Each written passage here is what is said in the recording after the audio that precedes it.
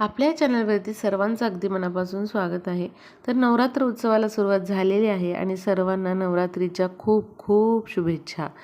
आणि सगळ्यांच्या चांगल्या चांगल्या ज्या ज्या इच्छा आहेत, मनोकामना आहेत, त्या सर्व मनोकामना देवी आई लवकरात लवकर पूर्ण करो, हीच देवीच्या चरणी, कुलदेवीच्या चरणी प्रार्थना।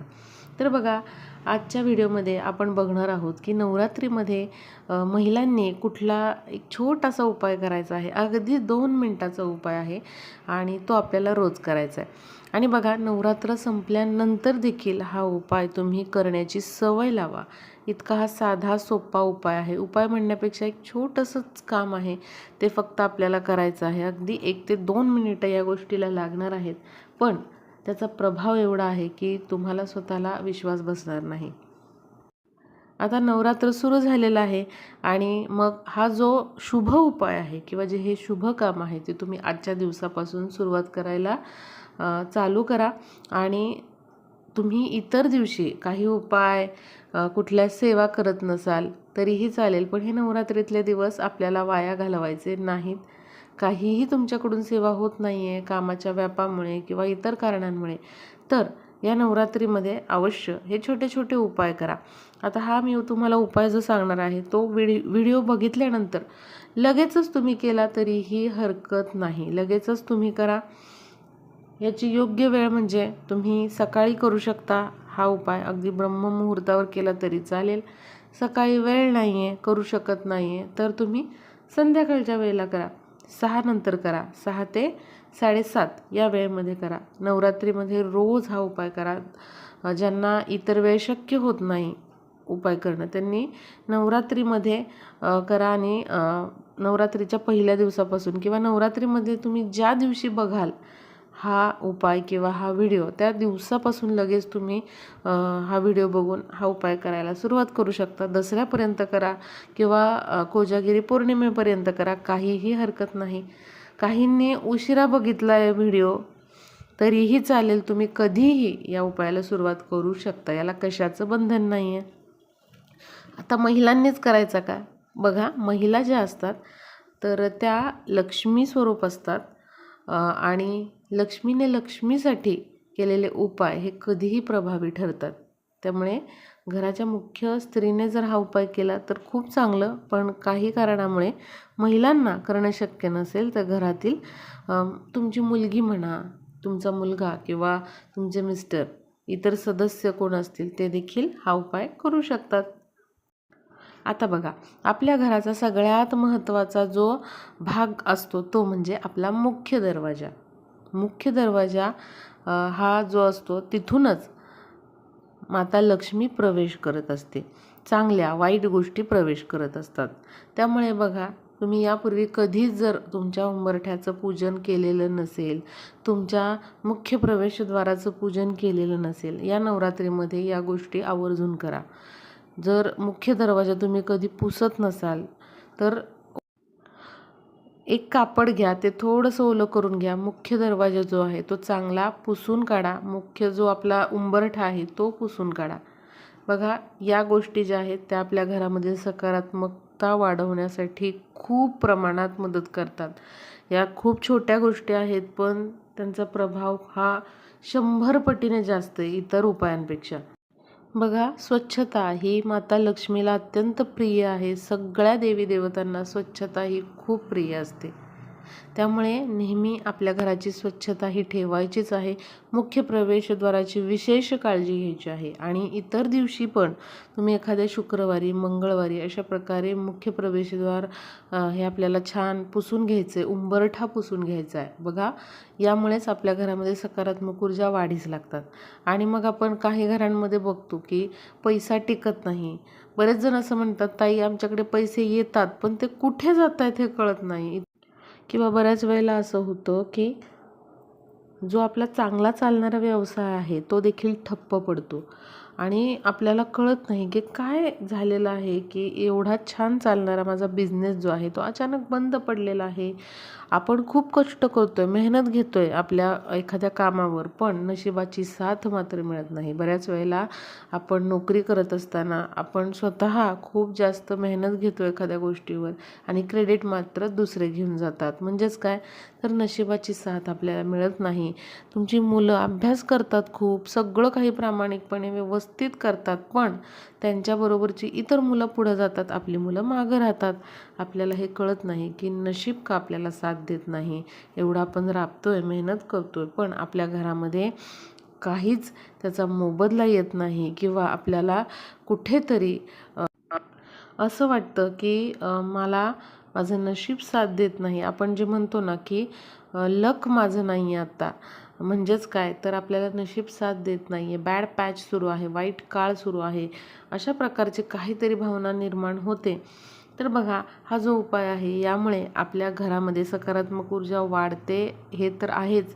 पण जर आपल्या घरामध्ये काही दोष असतील, काही नजर दोष झालेले असतील, बाधा असतील, त्या सर्व दूर होतात. त्याचबरोबर पैसा टिकत नसेल किंवा असं होतं ना की लक्ष्मी येण्याचा मार्ग थांबतो, पूर्ण पैसा जो आहे तो पूर्ण थांबतो, किंवा जे सुख समृद्धी म्हणतो आपण, घरामध्ये एक छान वातावरण असणे किंवा सगळे एकमेकाशी प्रेमाने बोलणे, एकमेकांचं ऐकणे, हे कुठंतरी कमी झालेलं असतं. तर या उपायामुळे आपल्या घरामध्ये एक प्रेमभावना वाढते, गोडवा टिकून राहतो आणि पैसा जो आहे, पैशाचा ओघ जो आहे तो आपल्या घरामध्ये येऊ लागतो.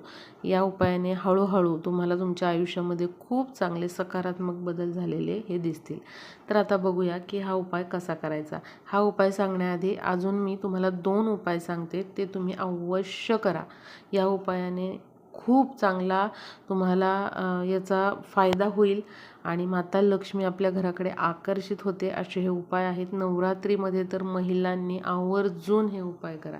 घरामध्ये सुख समृद्धी, भरभराट, ऐश्वर्य नांदण्यासाठी हे उपाय जे आहे खूप सोपे आहेत, पण तितकेच प्रभावी आहे. पहिलं जे काम करायचं ते म्हणजे एक बॉटल घ्या, त्यामध्ये गोमूत्र आणि हळद आणि थोडंसं पाणी मिक्स करा आणि असं एक लिक्विड तयार करून ठेवा. आणि पूर्ण नवरात्रीमध्ये तरी तुम्ही असं हे जे पाणी आहे तुमच्या उंबरठ्यावर, मुख्य दरवाजावर शिंपडायचे आणि अशा या पाण्याने थोडंसं तो आपला मुख्य दरवाजा, उंबरठा पुसून घ्यायचा आहे. याने होतं काय, तर आपल्या घरामध्ये नकारात्मक ऊर्जा येतच नाही. कारण जी उंबरठ्यावरती किंवा आपल्या मुख्य प्रवेशद्वाराच्या बाहेर जी नकारात्मक ऊर्जा किंवा दृश्य शक्ती असतात, त्या तिथेच नष्ट होतात. त्या आपल्या घरामध्ये प्रवेशच करू शकत नाही. कारण आपण यामध्ये गोमूत्र वापरतोय. गोमूत्र हे एवढं प्रभावी आहे, याच्या वापरामुळे घरामध्ये कुठल्याच प्रकारची नजरबाधा ही प्रवेश करू शकत नाही. फक्त आणि फक्त चांगलीच ऊर्जा प्रवेश करते. त्यामुळे गोमूत्र आणि दुसरं म्हणजे हळद. हळद का वापरायची, तर हळदीमुळे आपला गुरुग्रह जो आहे तो मजबूत होतो. हळद जी आहे भगवान विष्णूंना अतिशय प्रिय आहे आणि हळदीच्या वापरामुळे आपल्या घरामध्ये जे आपण म्हणतो ना आपलं लक सुधारणे किंवा नशीब सुधारणे, या गोष्टी चांगल्या होतात. आपला गुरुग्रह बलवान होतो आणि नशिबाची साथ आपल्याला मिळते. त्याचबरोबर अपयश कधी येत नाही. त्यामुळे गोमूत्र, हळद मिक्स केलेलं पाणी संपूर्ण नवरात्रीमध्ये उंबरठ्यावर शिंपडा, मुख्य दारावरती तुम्ही शिंपडा, पुसून घ्या उंबरठा, मुख्य दरवाजा. हे कधी करायचं, सकाळी उठल्याबरोबर तुम्ही करू शकता. सकाळी उठल्याबरोबर नाही करतायत तर दिवसभरात कधीही हे तुम्ही करायचं आहे. आता दुसरी गोष्ट म्हणजे काय, तर एक पणती घ्या, मातीची पणती. आता तुम्हाला मिळून जाईल, नवरात्रीचे दिवस सुरू आहेत, किंवा कुठल्याही धातूचा दिवा घ्या आणि या नवरात्रीमध्ये न विसरता संध्याकाळी 6:30 ते 7:30 या वेळेमध्ये एक दिवा आपल्याला प्रज्वलित करायचा आहे आणि आपल्या प्रवेशद्वाराच्या बाहेर तो ठेवायचा आहे. उजव्या किंवा डाव्या बाजूला कुठेही चालेल, फक्त दिव्याची वात दक्षिणेला नको आहे. पश्चिमेला, उत्तरेला किंवा पूर्वेला चालेल, पण दक्षिणेला करायची नाही. आणि असा हा दिवा तुम्ही तुपाचा लावू शकता किंवा तेलाचा लावू शकता, पण आवर्जून एक दिवा असा आपल्याला मुख्य प्रवेशद्वाराच्या बाहेर लावायचा आहे. त्यामध्ये फक्त 2 लवंगा टाकायच्यात आपल्याला. आणि अशा प्रकारे माता लक्ष्मीचं, आपल्या कुलदेवीचं स्वागत करण्यासाठी नवरात्रीमध्ये असा हा दिवा मुख्य प्रवेशद्वाराच्या बाहेर आवर्जून लावा. एकदा तरी लावा, पण लावायचा आहे. रोज जमत असेल तर रोज लावा. तो दिवा जो आहे तो तिथे ठेवा आणि रोज तुम्ही तिथे त्यामध्ये तेल ओतून तसा हा दिवा लावायचा आहे. दिव्यामध्ये जोडवात टाका, म्हणजे दोन वातींची एक वात करून टाका आणि असा हा दिवा लावायचा आहे. हे अत्यंत प्रभावी असे उपाय आहेत, छोटेत पण प्रभावीत. आता आपल्या मुख्य उपायाकडे वळूयात. तुम्हाला आपला जो मुख्य उपाय आहे ते सांगते. तर बघा, काय करायचं आहे, तुम्हाला हळद घ्यायची आहे. आत्ताच मी सांगितलं, हळद वापरणं हे अत्यंत शुभ समजलं गेलेलं आहे. हळदीमुळे आपला गुरुग्रह बलवान होतो. त्याचबरोबर आपल्या घरामधली सकारात्मक ऊर्जा वाढीस लागते. त्यामुळे आपल्याला हळद घ्यायची आहे. हळद घेताना ती तुम्ही कोरडी घ्या किंवा ओली करून घ्या, चालेल. हळदीमध्ये तुम्ही पाणी मिक्स करा, असेल तर गुलाबजल मिक्स करा किंवा मग गंगाजल मिक्स करा. गुलाबजल, गंगाजल काहीच नाही तर पाणी मिक्स करा. तुम्हाला पाणी मिक्स करायचं नाही आहे तर कोरडी घ्या. आता आपल्याला काय करायचं आहे, या कोरड्या हळदीने किंवा ओल्या केलेल्या हळदीने एक छोटंसं स्वस्तिक उंबरठ्याच्या मध्यभागी काढायचं आहे. त्यामध्ये 4 बिंदू द्यायचे आहेत आणि बाजूला 2 उभ्या रेषा काढायच्या आहेत. आता तुम्ही उंबरठ्यावरती एका साईडला जरी हे स्वस्तिक काढलं एक तरी चालेल किंवा मध्यभागी काढलं तरीही चालेल. त्याचबरोबर मुख्य जे दार आहे त्याच्या बाहेरच्या बाजूला आपल्याला त्याच हळदीने एक स्वस्तिक काढायचं आहे. 4 बिंदू द्यायचे आहेत आणि असे ज्या उभ्या रेषा असतात त्या द्यायच्या आहेत. असे 2 स्वस्तिक आपल्याला न विसरता या नवरात्रीमध्ये आपल्या उंबरठ्यावर आणि मुख्य दारावर काढायचे आहेत. यामुळे होतं काय, आपल्या घरामध्ये जे काही आर्थिक प्रॉब्लेम चालू आहेत ते दूर होतात. माता लक्ष्मी आपल्या घराकडे आकर्षित होते. कुलदेवीचा आशीर्वाद आपल्याला प्राप्त होतो आणि त्याचबरोबर जे काही नशिबाचे दरवाजे बंद झालेले आहेत किंवा जे आपलं बॅड लक सुरू आहे, वाईट काळ सुरू आहे, तो हळूहळू कमी होतो आणि खूप जास्त सकारात्मक ऊर्जा आपल्या घरामध्ये प्रवाहित होते. आणि नवरात्रीमध्ये जे देवी तत्व असतं ते खूप प्रमाणामध्ये जागृत असतं. त्यामुळे या नवरात्रीच्या दिवसांमध्ये आपल्याला हा उपाय 2 मिनिटांचा उपाय करायचा आहे. वेळ कुठली आहे हा उपाय करण्यासाठी? तुम्ही सकाळी उठल्याबरोबर स्नान वगैरे करून हा उपाय करू शकता. सकाळी वेळ नाही तर संध्याकाळच्या वेळेला, दिवे लागणीच्या वेळेला देखील तुम्ही हा उपाय करू शकता, 6:30 ते 7:30 या वेळेमध्ये. पण आवर्जून हा उपाय करा. आता किती दिवस करायचा? तुमच्या मनाने तुम्ही अगदी वर्षभर हा उपाय करू शकता. तुम्हाला जमेल तेव्हा हा उपाय करू शकता. ताई, आम्हाला वेळ नाही वर्षभर, या नवरात्रीमध्ये करा. फक्त तुम्ही दसऱ्यापर्यंत करा किंवा मग कोजागिरी पौर्णिमेपर्यंत करा, हरकत नाही, कधीही करा. व्हिडिओ बघितल्यानंतर लगेच जरी केला हा उपाय तरीही चालू शकेल, पण करा. याने तुम्हाला नक्कीच सकारात्मक बदल झालेले दिसून येतील. घरामध्ये पैशाचा ओघ वाढलेला दिसेल.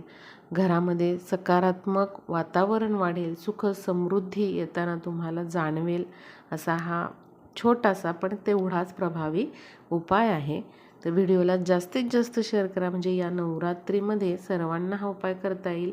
महिलांनी पिरियड्समध्ये हा उपाय करू नका. इतर कोणाला घरातील सदस्यांना सांगितलं तरीही चालेल.